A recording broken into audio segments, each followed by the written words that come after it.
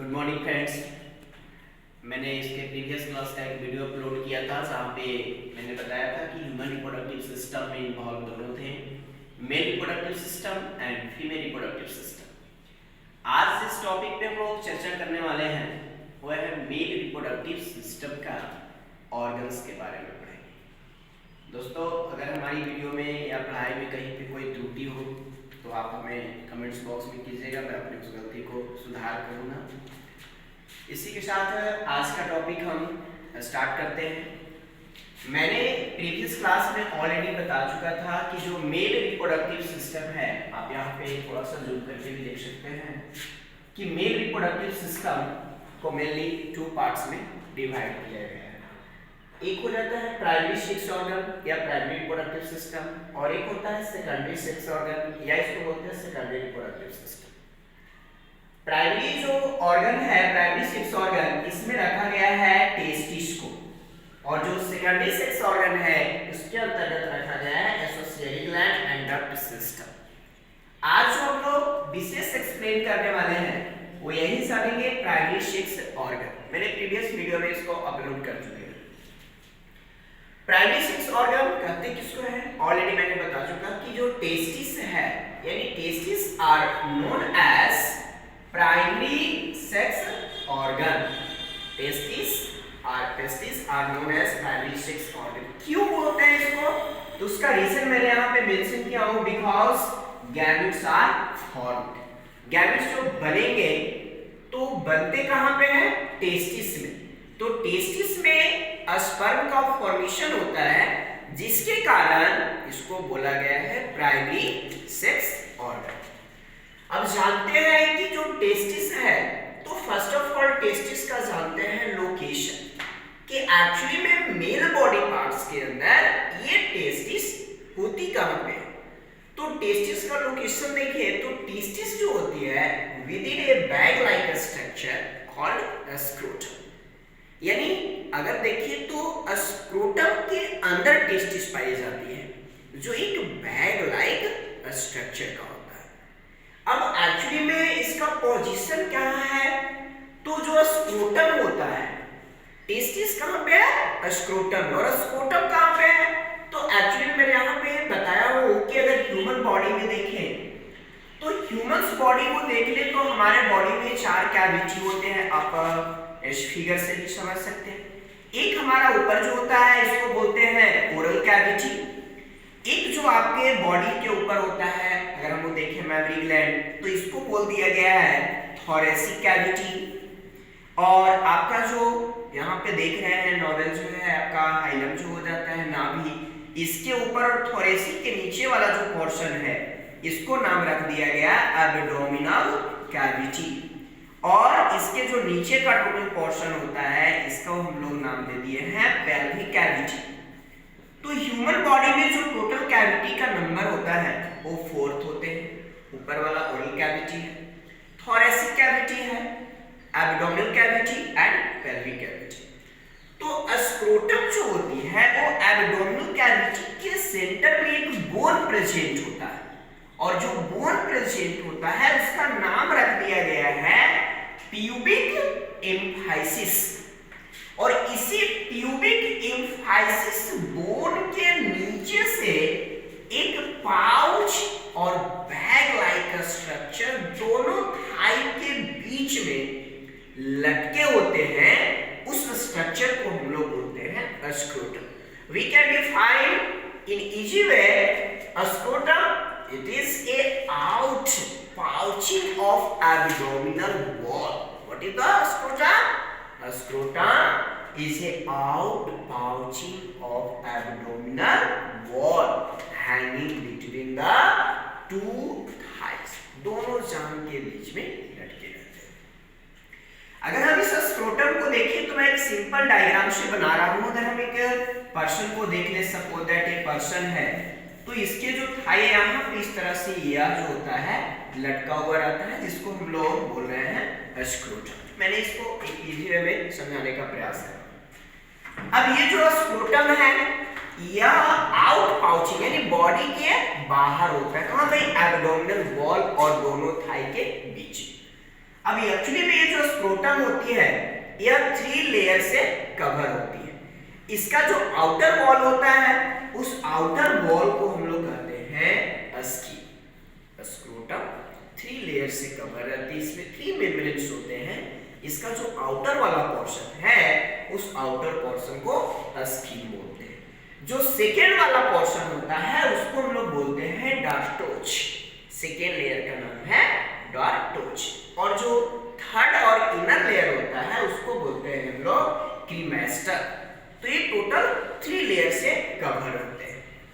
अब देखिएगा कि ये जो थर्ड लेयर है जिसको हमने नाम रखा है क्रीमेस्टर, इस क्रीमेस्टर में ही ये टेस्टिस प्रेजेंट होती है। ये सपोज दैट मान ले टेस्टिस आ, तो ये टेस्टिस यहाँ आपको स्क्रोटम में प्रेजेंट होता है। लेकिन याद रखिएगा कि जो टेस्टिस होती है, टेस्टिस का फॉर्मेशन फीटस का मतलब होता है जो चाइल्ड अभी अपने यानी मदर के यूट्रस में को बाहर नहीं, यानी 2 मंथ से लेकर 8 मंथ तक का जो चाइल्ड होते हैं जिनका फॉर्मेशन हो रहा है उसको फीटस बोलते हैं।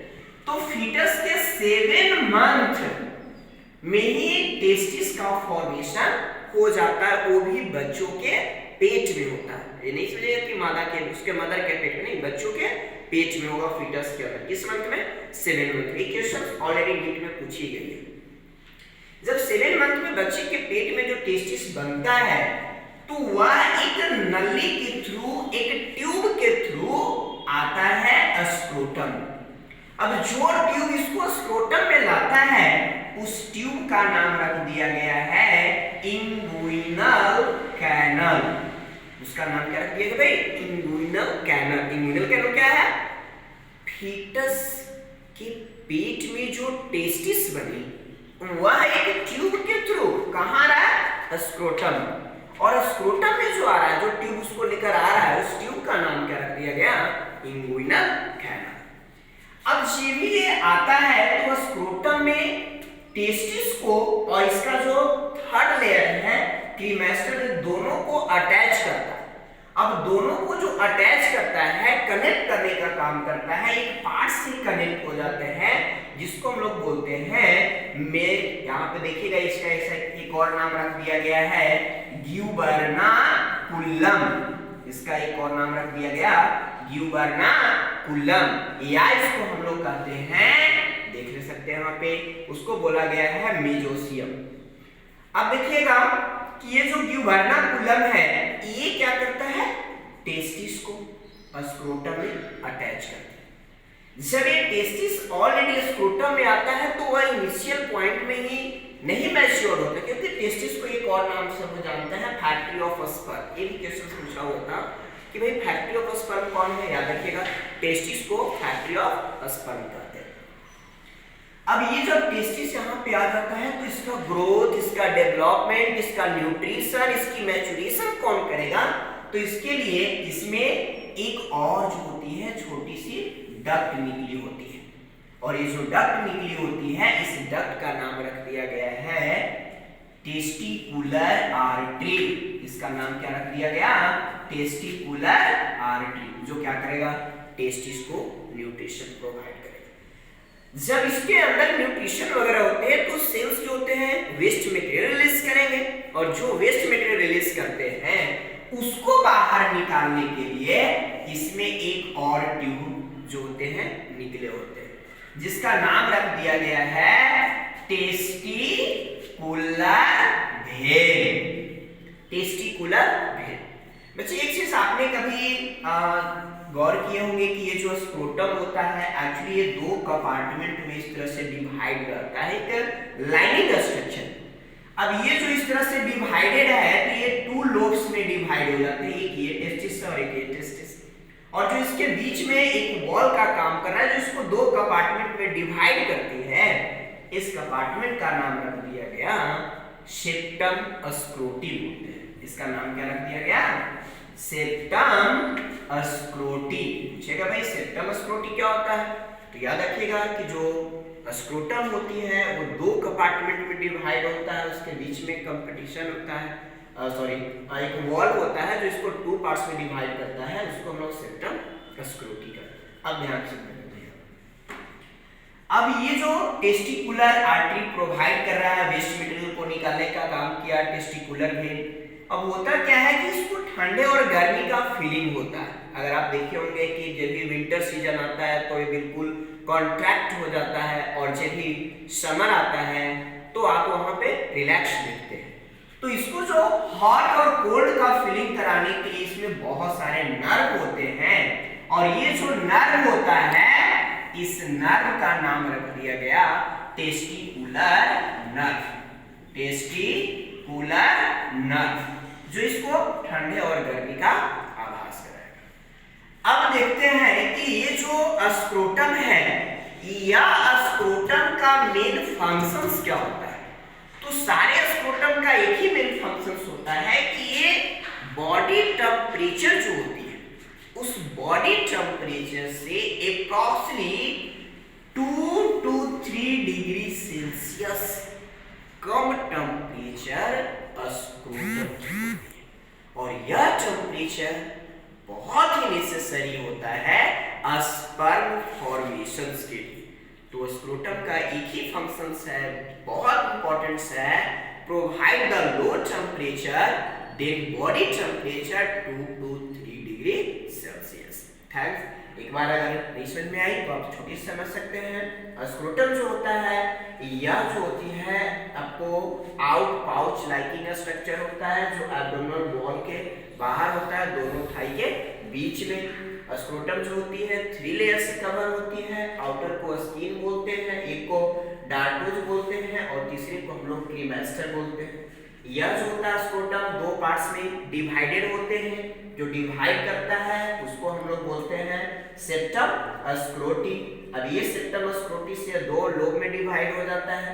अब जो टेस्टिस होता है वो फीटस के पेट में बनता है 7 मंथ में, वो एक ट्यूब के थ्रू आती है जिसको हम लोग बोलते हैं इंगुइनल कैनाल। जब इंगुइनल कैनाल के थ्रू आता है तो दोनों को अटैच करता है जिसको बोलते हैं ग्यूबर्नाकुलम। जब भी टेस्टिस आता है तो उसको मैचुरेशन के लिए उसको न्यूट्रिशन प्रोवाइड करती है जिसको लोग बोलते हैं टेस्टिकुलर आर्टरी। इसके अंदर से वेस्ट मटेरियल को निकालेगा जिसको बोलते हैं टेस्टिकुलर वेन। अब इसको हॉट और कोल्ड का फीलिंग कराने के लिए होती है टेस्टिकुलर नर्व। अगर आपको समझ में नहीं आया तो आप पॉज करके भी देख सकते हैं, रुक के, और अपनी कमेंट्स हमारे जो है बॉक्स में कीजिए। अगर कोई दिक्कत हो तो आप हमें पूछ सकते हैं। धन्यवाद।